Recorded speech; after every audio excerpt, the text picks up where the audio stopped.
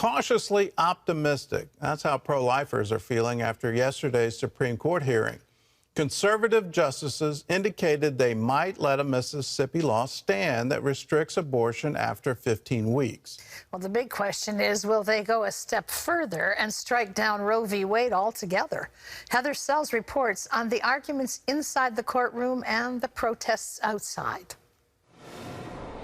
Almost 50 years after the Supreme Court legalized abortion, its new conservative majority is showing signs it will possibly allow the states to ban abortion much earlier in a pregnancy. And it may go even further. A right to abortion is not grounded in the text, and it's grounded on abstract concepts. Mississippi Solicitor General Scott Stewart defended his state's 15-week ban and argued that Roe has no basis in the Constitution, as did Justice Clarence Thomas. If we were talking about the Second Amendment, I know exactly what we're talking about. If we're talking about the Fourth Amendment, I know what we're talking about because it's written, it's there. What specifically is the right here that we're talking about? Stewart told the justices that the states, not the high court, should decide. You're arguing that the Constitution's silent and therefore neutral on the question of abortion. In other words, that the Constitution's neither pro-life nor pro-choice on the question of abortion, but leaves the issue for the people of the states or perhaps Congress to resolve in the democratic process. Is that accurate? Right. We're saying it's left to the people, Your Honor.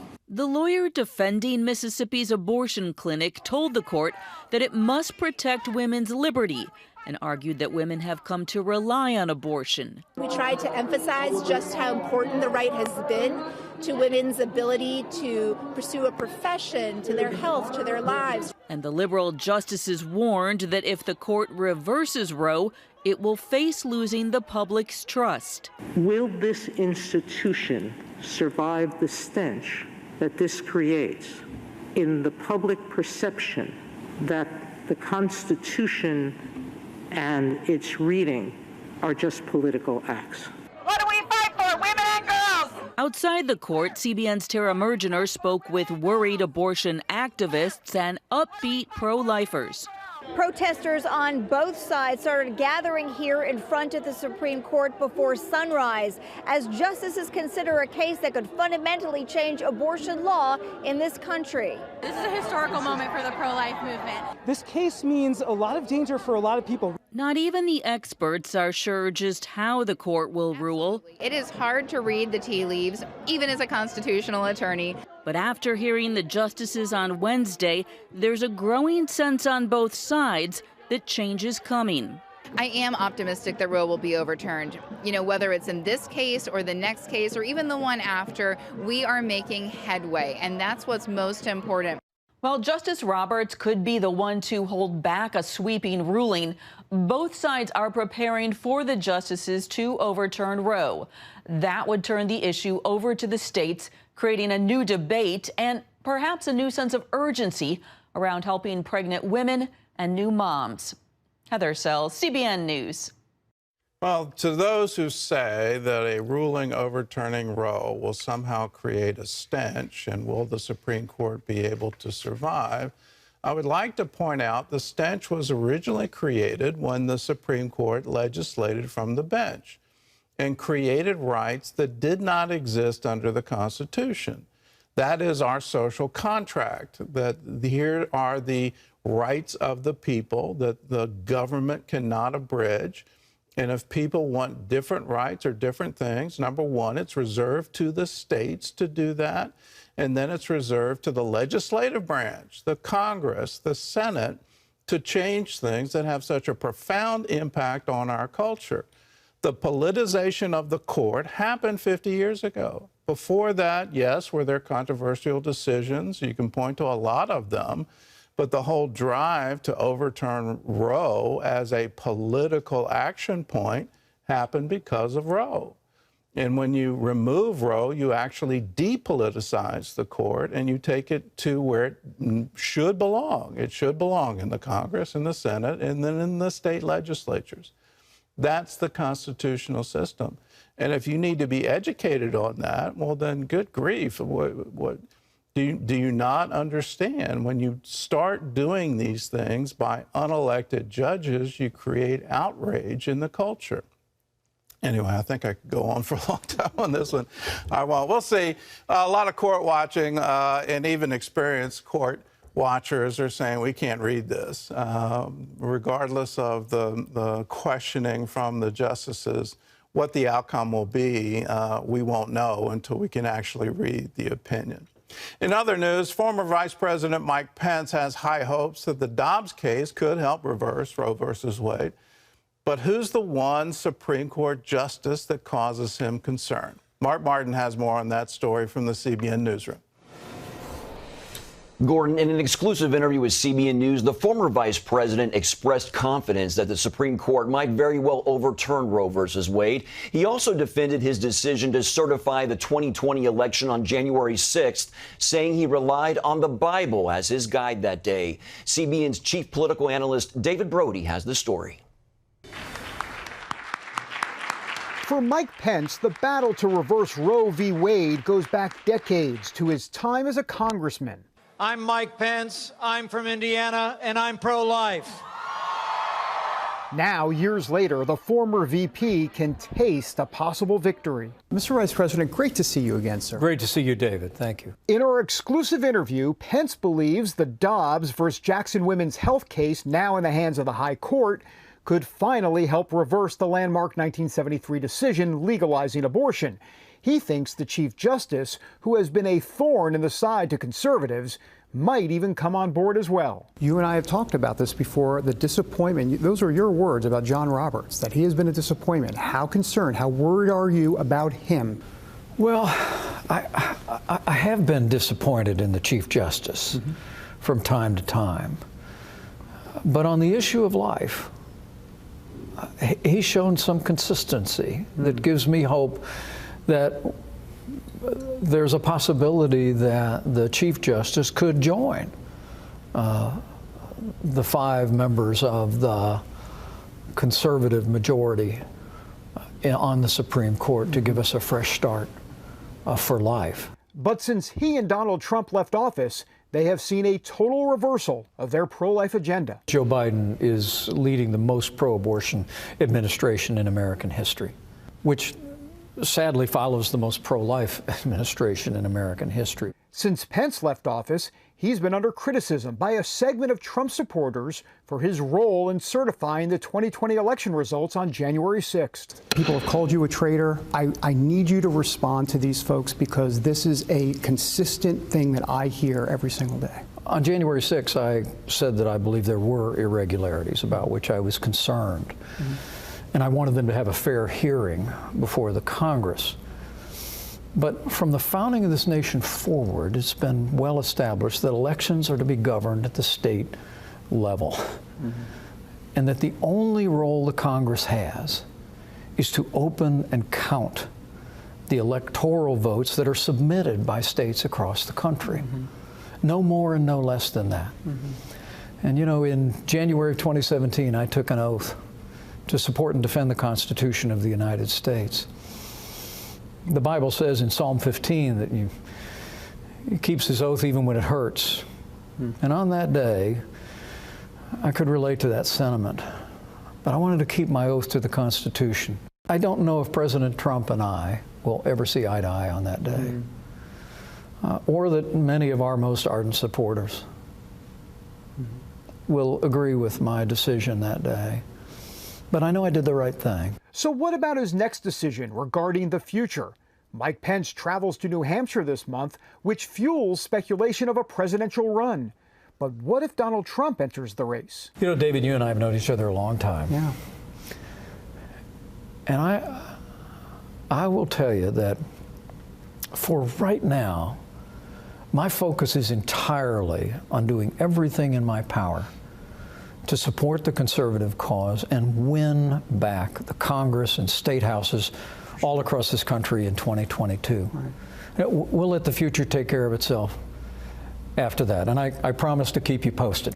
Mike Pence taking it one day at a time, and right now, winning on the life issue at the Supreme Court is the top priority.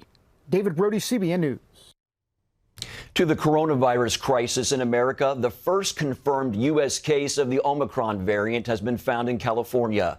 A traveler returning from San Francisco from South Africa showed mild symptoms. Officials report the person had been fully vaccinated but is not yet eligible for a booster and is now recovering. This as President Biden announced a strategy for fighting the virus this winter, including extending mask requirements on public transit until March 18th. Increased access to testing and tightening regulations on all international travelers. Gordon, back to you. Well, CBN medical reporter Lori Johnson is here to tell us more about the variant. So, Lori, the traveler had mild symptoms. Is that what we can expect?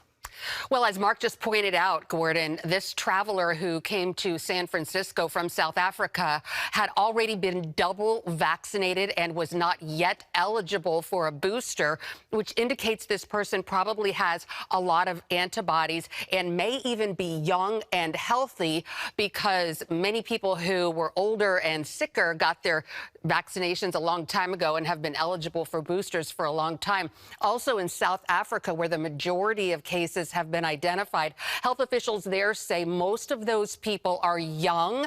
The population in South Africa is very young, under 40, they're reporting, and also many of them have immunity, having had coronavirus before, and some of them were vaccinated. So the question is, what about people who have no immunity, and what about people who are older and sicker? We likely won't find out about Omicron's impact on those people for a couple of weeks now.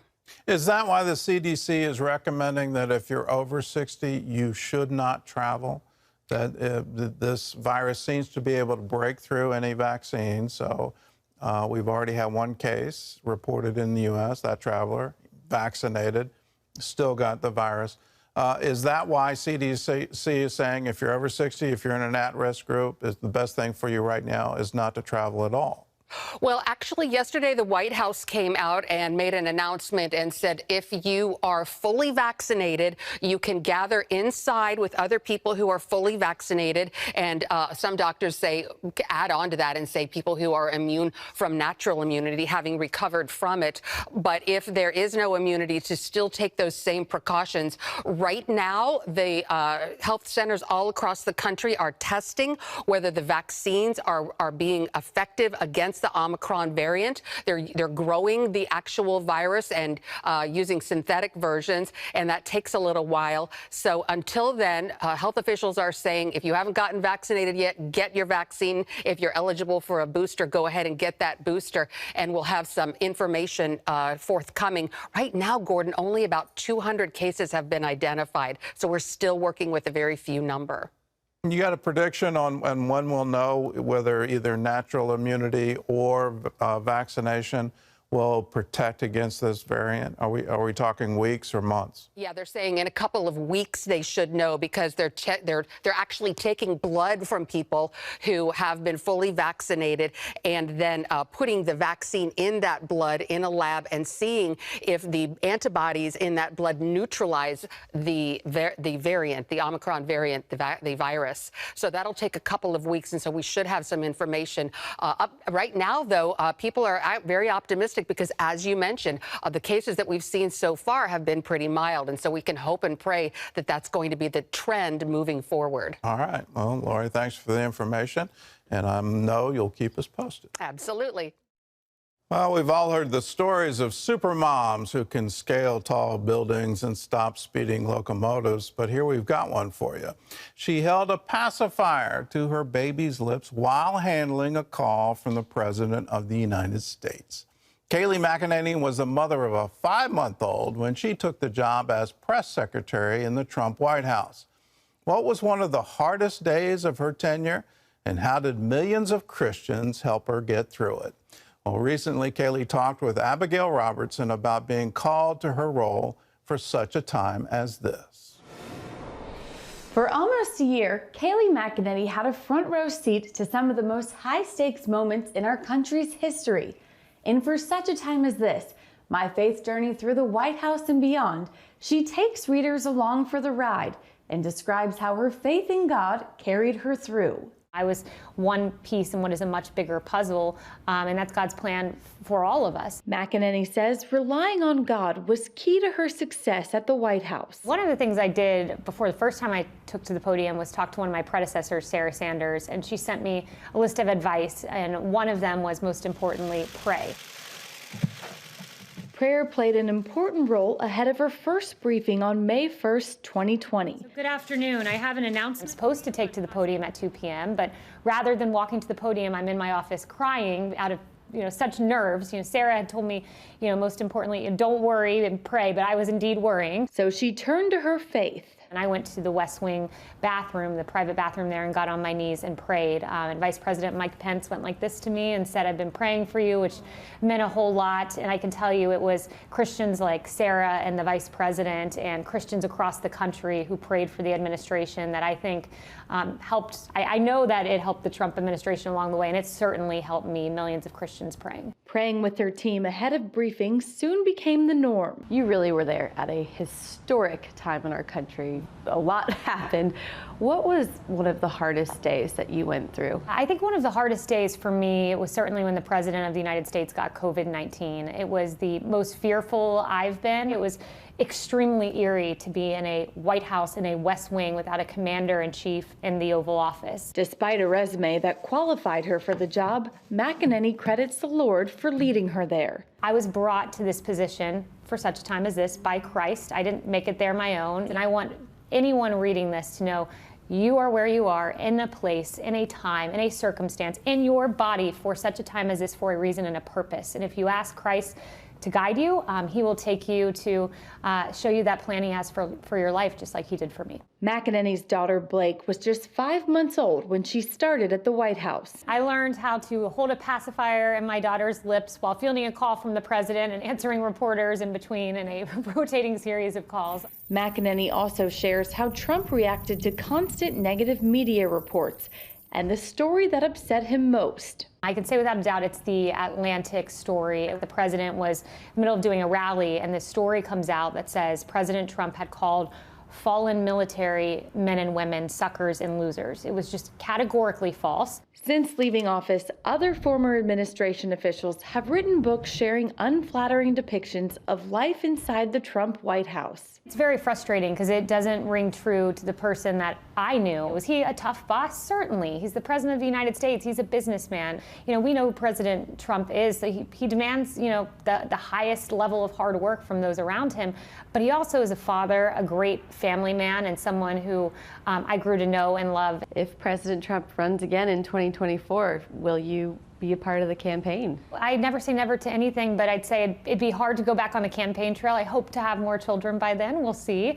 But it would be hard to be a mom of many to be on the campaign trail. But I say the greatest honor, professionally speaking, of my life was getting the call to be press secretary and being asked to serve in public service at a high level in government is an honor. So, who knows if I was ever asked to do that again. It certainly was the high honor of a lifetime for sure. McEnany says she doesn't know if former President Donald Trump will run again in 2024.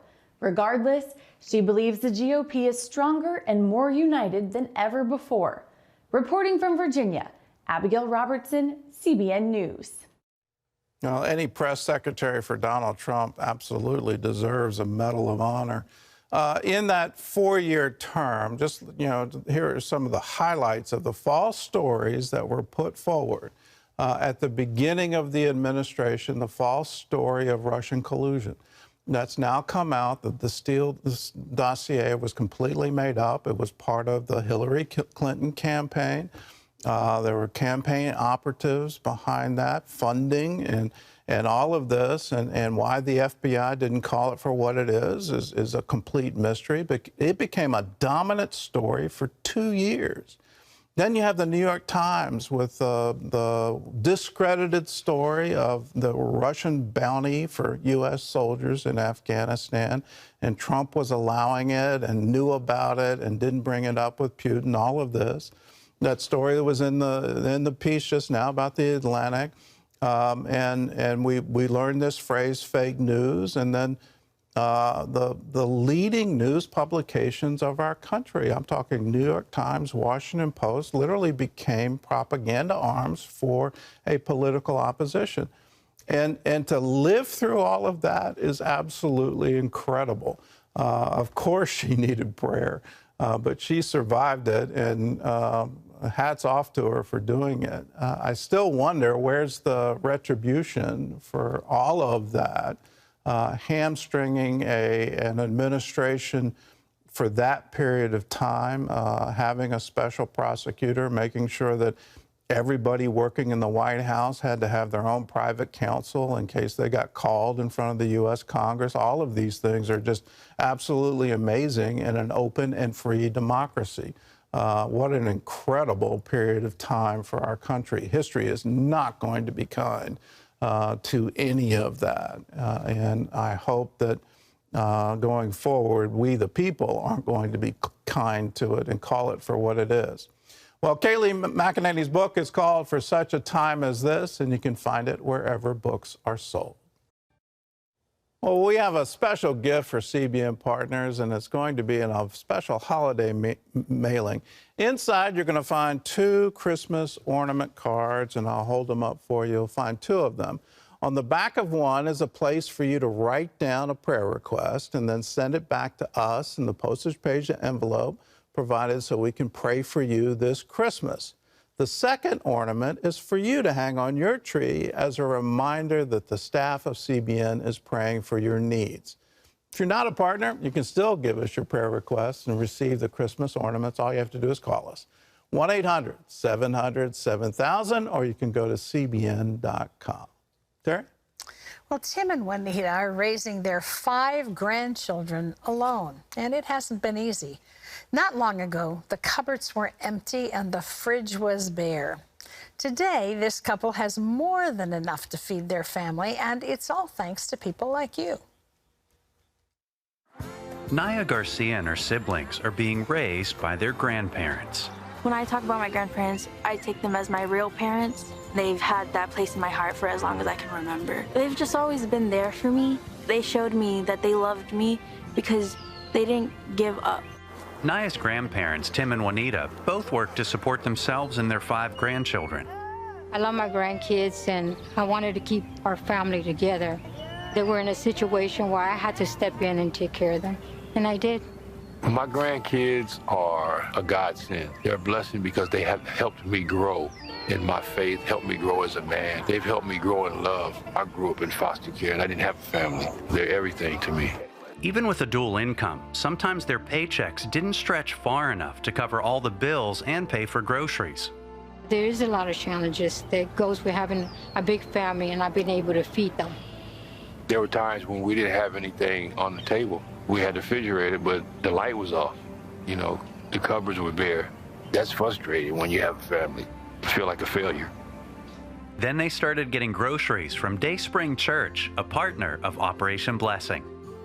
It's just completely changed our lives. I'm not worried my kids are not going to eat. It's much easier now for us. It's been a blessing. It put a smile on my wife's face. She would go in there and cook the food that we had. She would feed the kids, and they would sit there and we would talk and laugh. You know, it made everything all right. God has been good to us through Operation Blessing. Now Tim has a higher paying job, and he and Juanita rarely need help with food. They say they're thankful to the Operation Blessing partners who provided for their family when they needed it most. I just want to say a big thank you because it makes such a big impact, and it may seem like a small thing, but it helps so greatly. We're very grateful. Thank you for being God's hand on earth. Here in Texas, here in Grand Prairie, you have been Jesus' face right here. And I know because he's allowed me to witness it firsthand. Fed my family when we didn't have anything. Right when I wanted to give up, we wanted to give up, you were there. I love Tim and Juanita. God invited them on a God adventure at a time in their lives when, you know, most people are thinking about laying back a little bit, not taking on as much, retiring, doing the things that they've always wanted to do. Taking on 5 children, that's like starting over again. Just want to say thank you to those of you who are members of the 700 Club, because your support of Operation Blessing and the work that they do is touching lives like Tim and Juanita's all over the country. We say thank you to you. You know, you can make such a difference, and it doesn't cost very much to do it. 65 cents a day, $20 a month makes you a 700 Club member. That means you're doing things like what you just saw for the Harrises all around the world, not just here in the United States. Will you join today if you haven't joined? Call our number. It's toll-free, 1-800-700-7000. You just call and say, I want to join the 700 Club, and we say welcome. There's a whole outreach of ministries here that's happening every single day, and it happens because of people like you. So please call, join now. A 15-year-old sophomore is charged with murder and terrorism in the school shooting that left 4 students dead and 7 others injured in Oxford, Michigan this week. Investigators say they found a video on his phone talking about killing students at Oxford High and that he wrote about it in a journal. School officials concerned about the teen's behavior held a meeting with him and his parents just hours before the shooting took place. Investigators are also trying to track down a Snapchat video that reportedly warned of the attack, leading some students to stay home. Turning overseas now to Iran, where that country's Supreme Court has declared 9 Christians not guilty of leading house churches. Iran is one of the top prosecutors of Christians, but it has a rapidly growing underground church. Mission Network News reports the imprisoned Christians will likely be set free, but still be monitored by security forces. Analysts say the move is not about change, but seeking favor with the U.S. and other nations as negotiations over Iran's nuclear program resume. And you can always get the latest from CBN News by going to our website at cbnnews.com.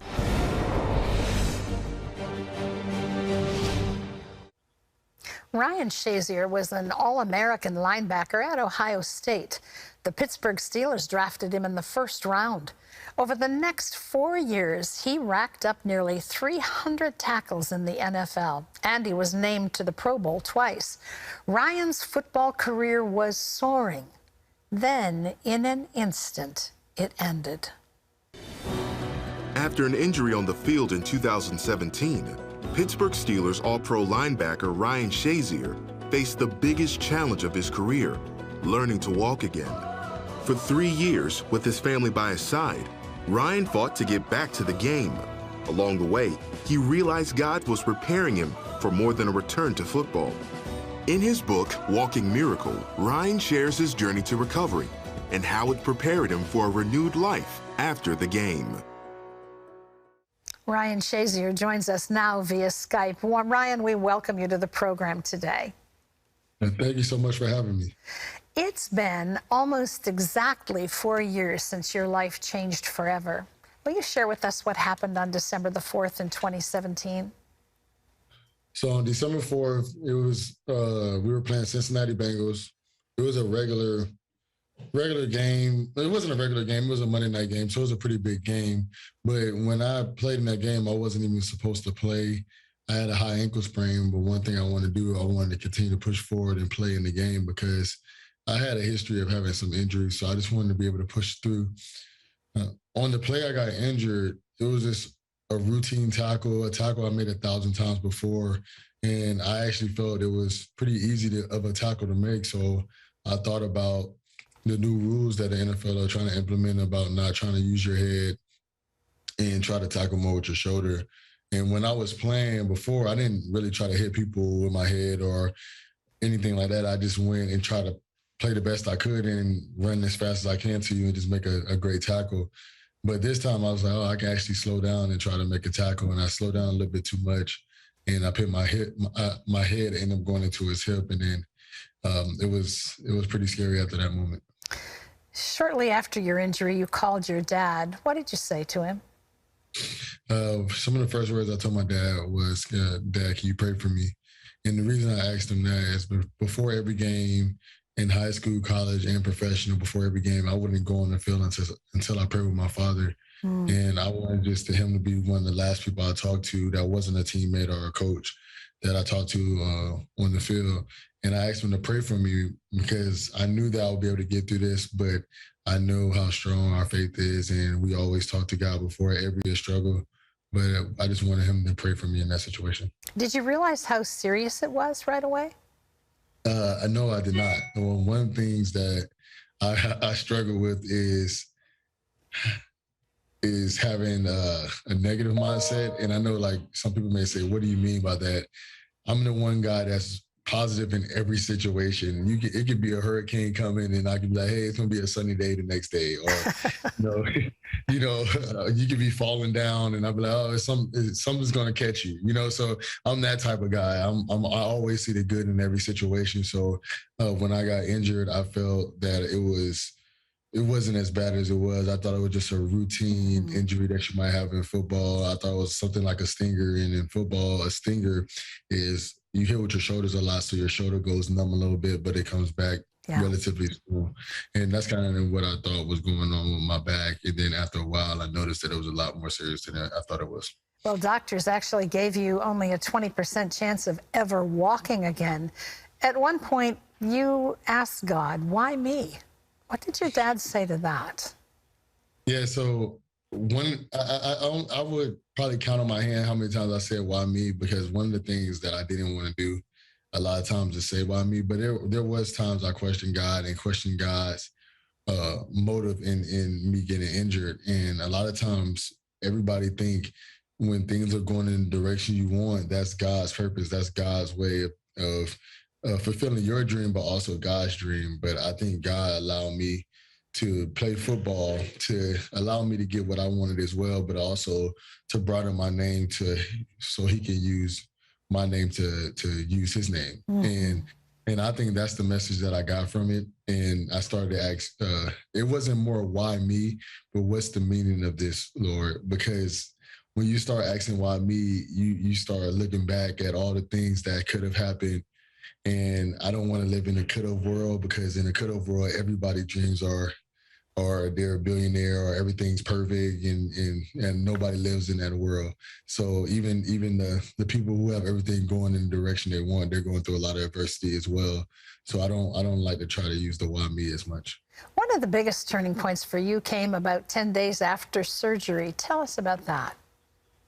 Yeah, so about 10 days after surgery, I had my cousin there, and he's a very, very close friend, and I'm a role model to him.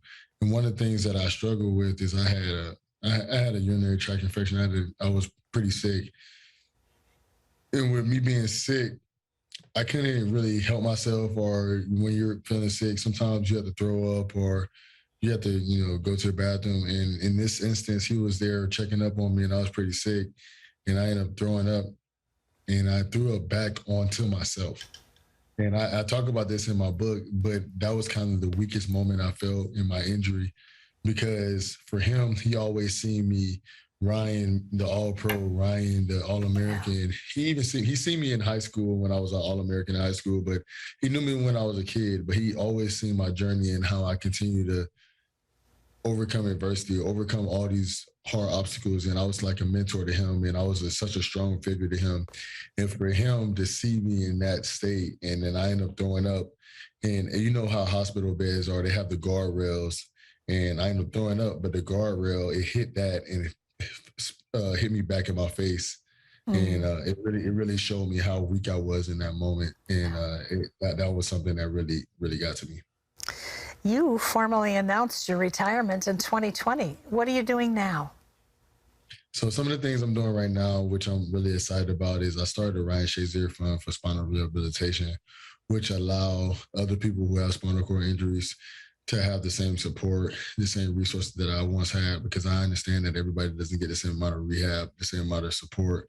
And I want to allow people to get independence again. I'm blessed to be on a few podcasts and shows. One of the shows I'm on is with the hospital network that helped me, is UPMC. And it talks about people who've gone through adversity in their life, going through life-altering challenges, diseases, illnesses. and how they overcame them, like myself. And they're just regular people that people don't really know about. And then I also started a business, which I'm really excited about. I know you're going to impact many, many lives, not just with your story, but with your concern and your support today. It's a wonderful story, Ryan, and thank you so much for writing Walking Miracle. It's a brand new book. It's available nationwide. And Ryan Shazier, thank you so much. God bless you in the work you're doing now. Thank you so much. I'm really excited to be on here. Thank you for having me. And I think this book relates for anybody that's going through adversity and going through struggles right now. So I look forward to everybody checking it out. Absolutely. It'll be a blessing. Left to die by a hit-and-run driver. That's what happened to Susan Cummings. So after her killer turned himself in, why did he want to meet Susan's family? And what exactly happened behind those closed doors? Well, you're about to find out. She had come over for my daughter's birthday party.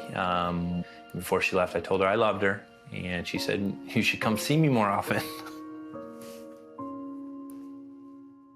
Susan Cummings was a loving mother to her children, a cherished sister, and an important member of her community. She had a heart to serve. She was a nurse. She loved to help people. She made it a point to be at graduation parties and birthday parties, even in her superhero costume, I like to call it, which was her scrubs. In the early morning hours of August 8th, 2015, Susan rode in a charity bike ride to raise money for water wells in Kenya. Her son, Kenny, learned there had been an accident involving his mom. I was actually preparing for a business trip. I was going to get up early and head to the airport when I got a call. And so I answered the phone, and it was my mom's best friend, Nancy. She goes, Kenny, your mom has been in a car accident. I go, is she okay? And she goes, no, she died. She's dead, and I'm so sorry. I couldn't believe it. I was in total shock. When you get words like that, it's just like a punch in the gut. When it set in and what had happened, the details of what had happened, that she was actually struck and killed by a hit-and-run driver, I was furious that someone would take not only a human life, it would take my mother from me and leave her there to die as if she was worthless. Soon after, a man named Ronnie Joe Claflin turned himself in. When Ronnie ultimately came forward, I was relieved to finally have a scapegoat for all the anger and frustration that I was dealing with and hurt, to be able to put it on someone, be able to finally look at that person and really judge them for what they had done in my mind. Tom, a pastor, says he knew almost immediately he would have to forgive his sister's killer. The reason I was able to choose to forgive is when I was 16, I was jumped by 5 or 6 black guys that stomped me and broke my nose and stole my bike and just left me there basically for dead. And in that moment, I had a feeling of racism that injured my heart. And it wasn't until I saw, I believe it was Rodney King getting beat down on national television, that the Holy Spirit spoke to me and said, it's not the color of a man's skin, but the spirit that drives him. And so in that moment, before the television, I just said, God, I'm sorry. Forgive me. The family would eventually learn that Ronnie had been using inhalants the day of the accident. Ronnie's trial and sentencing was almost a year later. It would be the family's first interaction with the man who had killed Susan. Then, shortly before the trial, something unusual happened. Ronnie had chose to plead guilty and wanted to meet with us behind closed doors, which, by the way, never happens. A lot of emotions were in the room that day. But before we began that meeting with Ronnie, before he entered the room, we prayed. And so we invited the Holy Spirit there, and then Ronnie and the prosecuting attorney and the defense attorney walked in through the door. And Ronnie was already tearful, already remorseful. And there was a lot of crying in the room, and as you can imagine, we were finally seeing this man for the first time. I asked Ronnie, I said, Ronnie, are you sorry for what you did? And of course, at that moment, Ronnie said, I do, I'm sorry.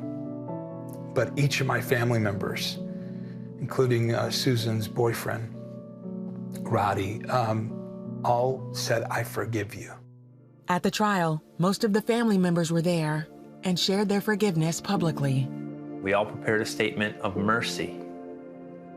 We all read through and confirmed to the court and to the judge that we had forgiven Ronnie and that we sought mercy for him on his behalf. Grace showed up in that courtroom.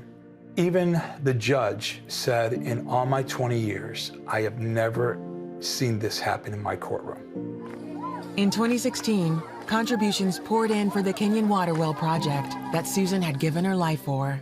I was invited to go to Kenya to dedicate a water well in Susan's honor.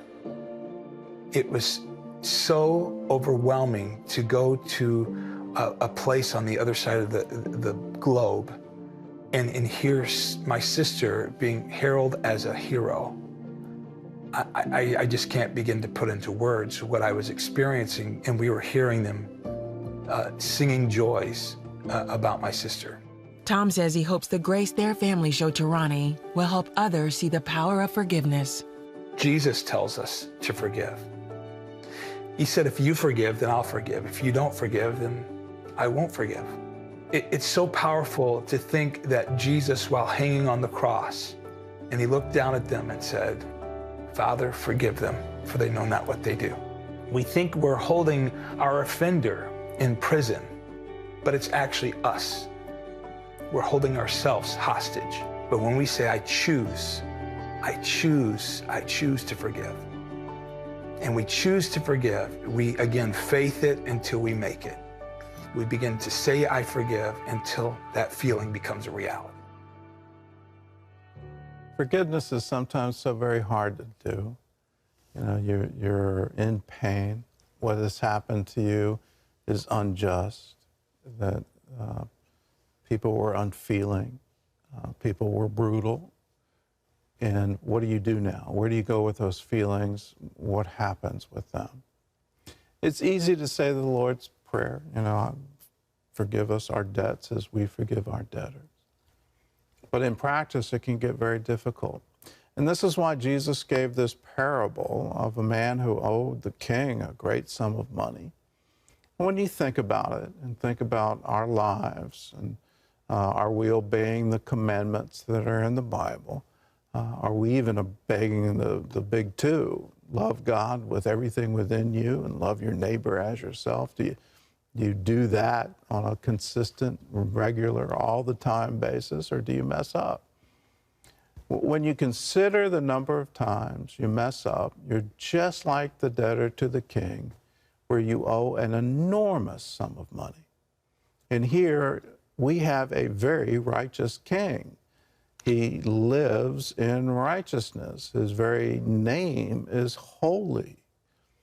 And we have violated that over and over and over again. It's gotten so big, our debt is so big, we can't possibly repay it.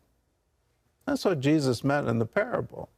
A debtor comes to the king, and in modern terms, it would be, you know, $500 billion. And who could possibly give that kind of sum back to pay off the debt? And so instead of going to prison, the debtor says, could you forgive me? And the king says, yes, I forgive you. I cancel all your debt.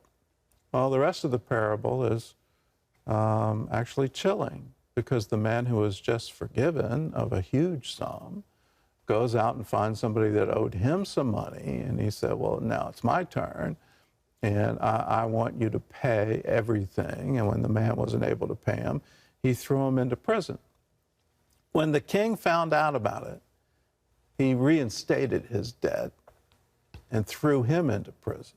The very man who wouldn't forgive a small sum was then held to account for a very large sum.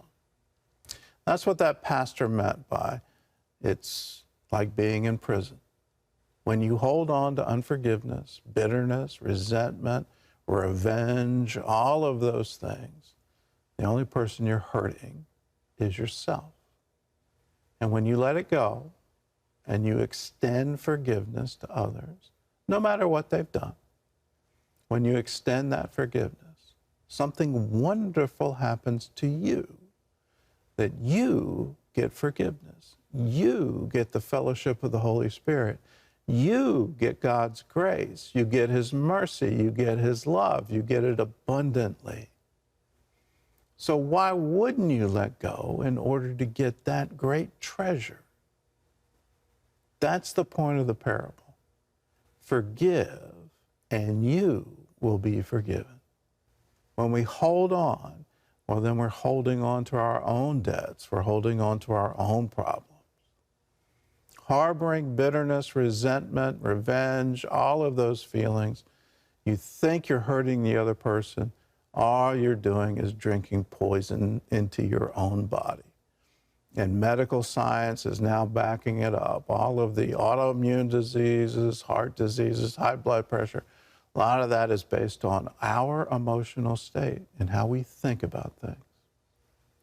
Forgive. Set them free. For some of us, we have to forgive ourselves.